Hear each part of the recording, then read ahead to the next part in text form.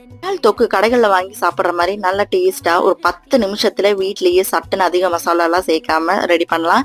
இது இறால் தொக்குக்கு எடுக்கக்கூடிய இறால் வந்துட்டு பிங்க் கலர் அந்த குட்டி இறால் எடுத்துக்கலாம். இது டைகர் ப்ரானை விட நல்லா டேஸ்டா இருக்கும்.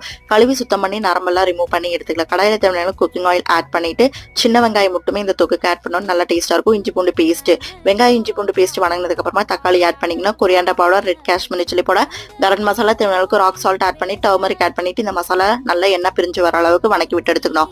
மசாலா வணங்கினதுக்கு அப்புறமா இறாலை வந்துட்டு சேர்த்திக்கலாம். நிறைய கருவேப்பிலை வந்து இறால் தொக்குல சேர்த்தனோட நல்ல மணமாவும் அந்த கவுச்சி மணத்தை கம்மி பண்ணி கொடுத்துட்டு நல்ல மணமாவும் ஃபிளேவராகவும் இருக்கும். ஒரு 2 கரண்டி தேங்காய் எண்ணெய் வந்து சேர்த்திட்டு தண்ணி சேர்க்காம ஒரு 5 நிமிஷம் வேக விட்டு எடுக்கணும். இறாலை அதிகமாக வேக விட்டு எடுத்தோம்னா லப்பர் மாதிரி ஆயிரும். அதனால 5 நிமிஷம் வேக விட்டு எடுத்தோம்னா போதும். மூடி வச்சு டேஸ்டியான இறால் தொக்கு ரெடி. ட்ரை பண்ணி பாருங்க.